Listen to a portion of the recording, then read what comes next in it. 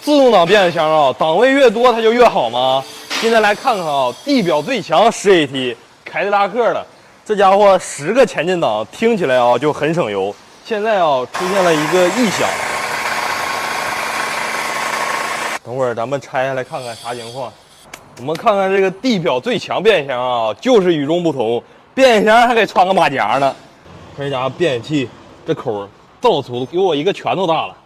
这个变速器是他的老大哥6速的，就看这个厚度，看比它厚多些。这里头啊也得有至少这么厚一组摩擦片，用来锁止的。据说它这新款的车，尤其是档位多的，上2档就开始锁止了。哎呦妈呀，这咋的了？这是？这不废吗？这不愧是地表最强啊！坏的也必须是最猛的，就是尿性。再看看这油底壳啊，这小子都拧成麻花了，啥玩意儿碎了呢？它那个8档的啊，就是凯迪拉克8速的，变速箱啊有2大通病。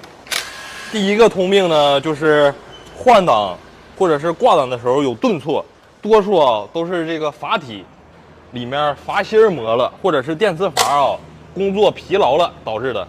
还有一个通病就是这个变矩器，跑在40码到60码的时候，有走在搓衣板路面的情况，就感觉屁股底下嘚嘚嘚嘚嘚嘚嘚嘚一直的颤。这个是8档的通病。这个10档的啊，目前还是比较新，修的还是比较少的。有开这款车的车友啊，可以在评论区里面分享一下子，这车开起来有啥问题？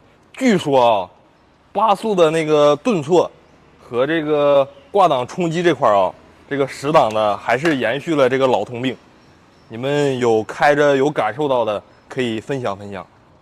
里面看着了吗？这家这滤网里面都被糊死了，看看这上面都是铁渣子，你就看这电磁阀里面全铁渣子。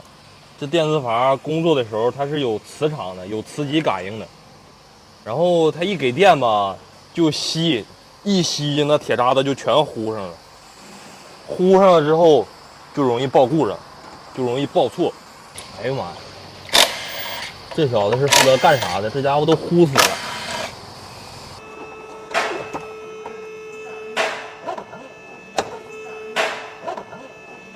这家磨了，因为它这块儿跟壳是挨着比较近的，公差间隙比较小，然后铁渣子块一大就卡在里面了，完它再转就给磨了，轴承。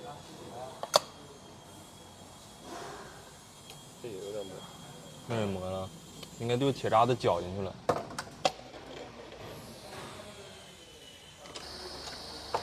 没玩儿了，这里面是精华全在这个鼓上了，有点打滑的痕迹，不太严重，轻微的有一点。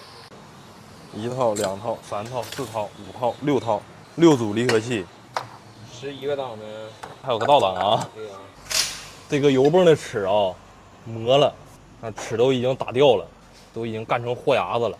然后它呢是跟这块配合的，然后这块这齿啊也被打崩了，间隙还特别大，这家伙夯啷夯啷的，应该是这小子有毛病出现的这个响声。咱拆开看看。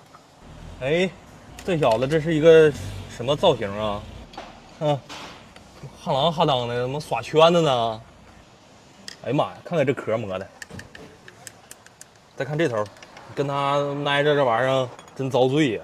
这老大齿都给干崩了，俩互相咬，给咬崩了。罪魁祸首搁这儿呢，弹珠。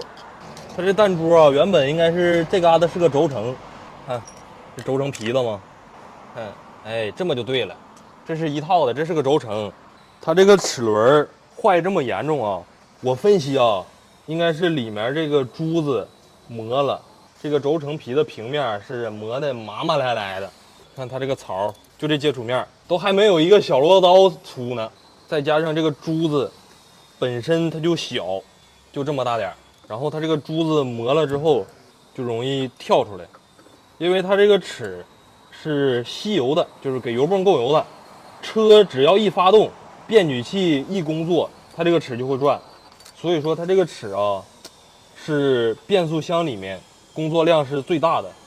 它这个老款的啊是2个齿轮中间套个链条，新款呢把链条取消了，中间加了一个传递齿，它中间这是不是轴承嘛？然后时间长了之后，轴承就甩出去了，看到了吗？都绞在这齿里面了。但是该咋不咋的啊，这小子他妈挺尿性，给这哥仨放一块儿做个对比你就看着了。